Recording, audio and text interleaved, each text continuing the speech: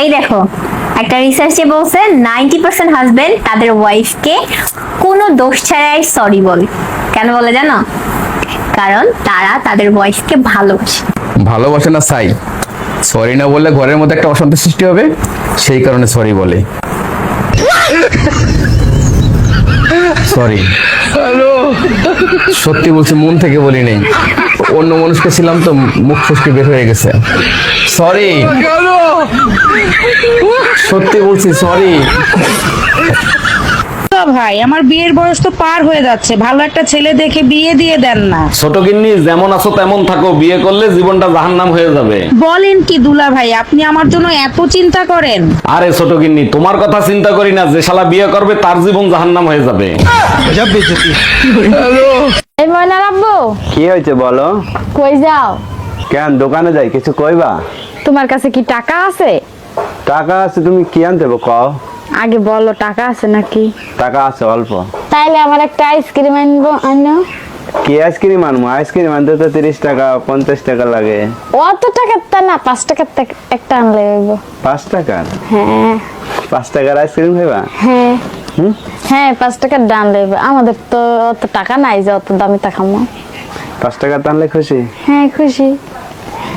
অরুণ ভাই, আজকে আপনার বাসায় এত শান্তি, ভাবি কি বাসায় নাই? আরে ভাবি, ঘরে শান্তি তখন থাকে যখন বউ বাইরে থাকে অথবা বউ চার্জিং এ থাকে। এখন বউ চার্জিং এ আছে। ভাবি চার্জিং এ আছে মানে? ও বুঝতে পারছি, ভাবি ফোন চার্জ দিচ্ছে। আরে না ভাবি, 2 ঘন্টা ধরে তার মা আর বোনের সাথে কথা বলতেছে, আর 1 ঘন্টা হয়ে গেলেই ফুল চার্জ হয়ে যাবে।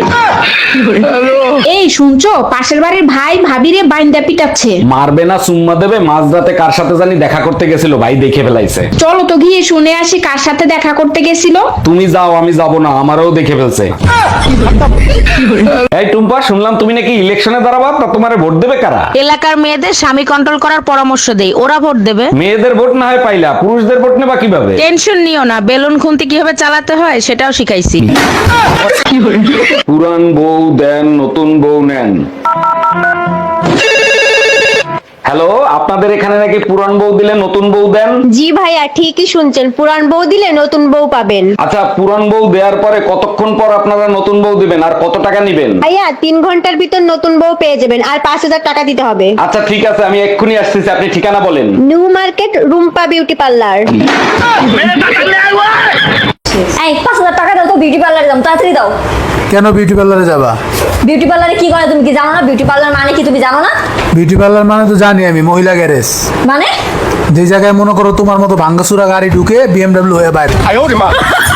আমার এই পাগলা কুত্তাই কামড়াইছিল, বিয়ে কইরা সংসারের ঘানি টানতেছি। এই তোমার হাতের কাজ হলে এদিকে একটু আইসো তো, জরুরি দরকার আছে। তোমার লজ্জা করে না? বিয়ে করে বউ এনে কাজের বুয়া বানায় রাখছো। তোমার লজ্জা করে না? ঘরের কাজের বুয়া হইয়া ঘরের মালিকের সাথে একই বিছানায় ঘুমাও।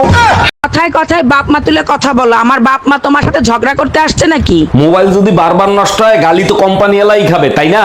একটা কথা মনে রাখো, মরার পর তোমার জায়গা নরকেও হবে না। তোমার মুখে ফুল চন্দন পড়ুক, কারণ মরার পরে তোমার সাথে থাকার কোনো ইচ্ছা আমার নাই।